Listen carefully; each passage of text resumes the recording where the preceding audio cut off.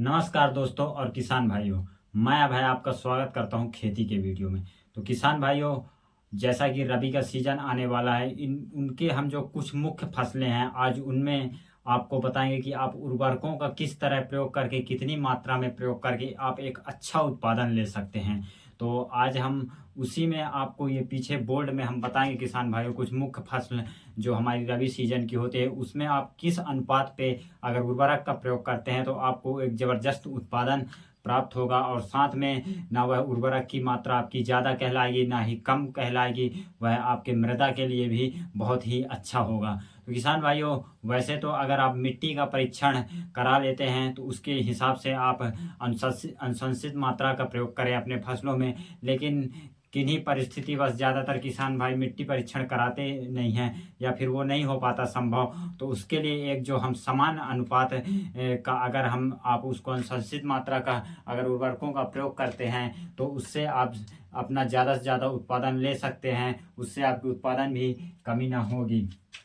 तो यहाँ पे आप बोर्ड पे देखिए किसान भाइयों, हमने रबी सीजन की मुख्य फसलों के हेतु अनुशंसित मात्रा प्रयोग की है, जिसमें हमने 4 फसलों को बताया। पहला गेहूं है हमारा, ये गेहूं, और दूसरा आलू, तीसरा राई और सरसों, और चौथा चना और मसूर। तो किसान भाइयों, गेहूं से हम शुरुआत करते हैं। तो जिसमें एनपीके की जो अनुशंसित मात्रा हमारी है वह 150:60:40, अर्थात हमें 150 किलोग्राम उसमें नाइट्रोजन चाहिए, 60 किलोग्राम फास्फोरस चाहिए, और जो हमारा पोटास या पोटेशियम है वह 40 किलोग्राम चाहिए। और यह अनुपात हम प्रति हेक्टेयर बता रहे हैं आपको किसान भाइयों।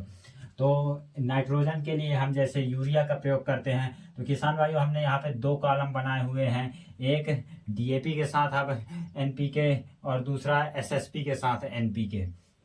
तो जैसे यूरिया, डीएपी और पोटास, तो सबसे पहले में हम आपको डीएपी के साथ बताते हैं। तो आपको उसमें 275 किलोग्राम यूरिया की आवश्यकता होगी, और डीएपी की आवश्यकता आपको 130 किलोग्राम होगी, और साथ में पोटास की आवश्यकता आपको 66 किलोग्राम होगी, जिससे आपका 150:60:40 का जो ये एनपीके है वह उपलब्ध हो जाएगा। इसमें आपको सिंगल सुपर फास्फेट नहीं है। अब अगर आप सिंगल सुपर फास्फेट के साथ जैसे अगर आप खाद का प्रयोग करते हैं तो उसमें आपको फिर यूरिया का 330 किलोग्राम यूरिया चाहिए, और इसमें डीएपी आपका नहीं रहेगा, और उसके बाद 66 किलोग्राम इसमें भी आपको पोटास चाहिए, और साथ में आपको इसमें एसएसपी अर्थात सिंगल सुपर फास्फेट 375 किलोग्राम चाहिए।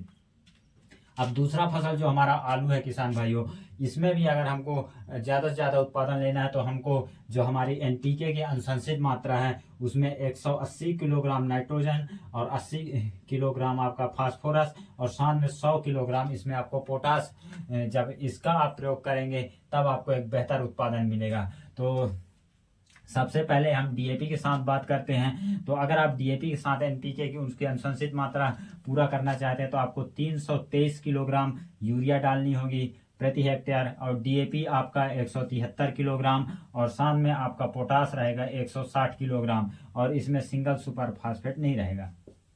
और उसके बाद अगर आप सिंगल सुपर फास्फेट के साथ जैसे एनपीके की पूर्ति करते हैं तो आपका 400 किलोग्राम इसमें फिर आपको यूरिया रहेगा, और डीएपी आपका इसमें नहीं डालेगा। 160 किलोग्राम इसमें भी आपका पोटास रहेगा, और साथ में 500 किलोग्राम आपका इसमें एसएसपी डाला जाएगा। ये प्रति हेक्टेयर है किसान भाइयों।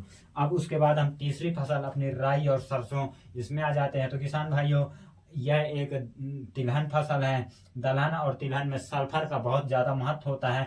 तो इसमें एनपीकेएस आपका नाइट्रोजन, फास्फोरस, पोटास और साथ में सल्फर, इसका अनुपात जो रहेगा उस पर आपको ध्यान देना पड़ेगा, जिसमें आपका 120:60:60:40 एनपीकेएस का आपको प्रति हेक्टेयर इसमें डालना होगा।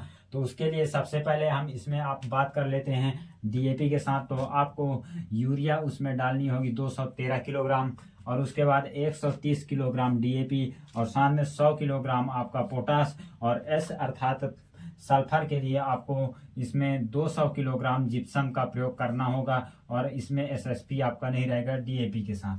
तो यह आपका प्रति हेक्टेयर है। अब अगर आप एसएसपी के साथ एनपीके इसका प्रयोग कर पूर्ति करते हैं तो आपको 264 किलोग्राम आपको यूरिया डालनी होगी, इसमें आपका डीएपी नहीं रहेगा, और फिर 100 किलोग्राम आपका इसमें पोटास रहेगा, 375 किलोग्राम आपका एसएसपी रहेगा और साथ में 200 किलोग्राम आपका इसमें जिप्सम रहेगा किसान भाइयों।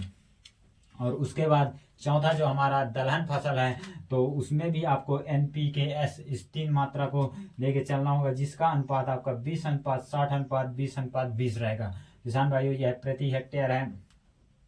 तो आपका इसमें जैसे नाइट्रोजन की मात्रा इसमें बहुत कम लगती है आपकी चना मसूर में किसान भाइयों, तो वह आपके अगर DAP के साथ डालते हैं तो उसकी मात्रा आपकी DAP से ही पूर्ति हो जाएगी, इसलिए आपको इसमें यूरिया का प्रयोग नहीं करना है। और 130 किलोग्राम प्रति हेक्टेयर आपको DAP डालनी होगी, 33 किलोग्राम आपको पोटाश डालना होगा, साथ में सिंगल सुपर फास्फेट भी नहीं रहेगा और 100 किलोग्राम आपका इसमें जिप्सम रहेगा।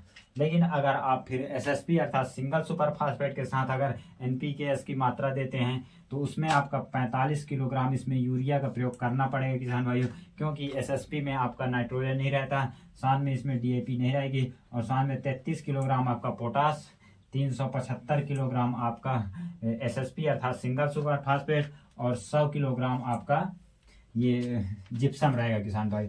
और साथ में इसमें जिप्सम का प्रयोग करके आप किसान भाइयों मिट्टी को भुरभुरा भी बना सकते हैं, इसलिए आप जिप्सम को इग्नोर ना करें, उसका आप प्रयास करें। अगर आप पास उपलब्ध है तो उसका प्रयोग अवश्य करें, साथ में उसमें आपकी सल्फर की मात्रा तो पूरी होगी ही। तो इस तरह से किसान भाइयों अगर इन अनुशंसित मात्रा का आप प्रयोग करते हैं अपने आने वाले रबी सीजन के इन फसलों पे तो निश्चित ही आप एक बेहतर लाभ ले सकते हैं, बेहतर उत्पादन ले सकते हैं। तो आज के लिए बस इतना ही। आप हमारे वीडियो को लाइक शेयर और हमारे चैनल पे नए हैं तो कृपया सब्सक्राइब करें।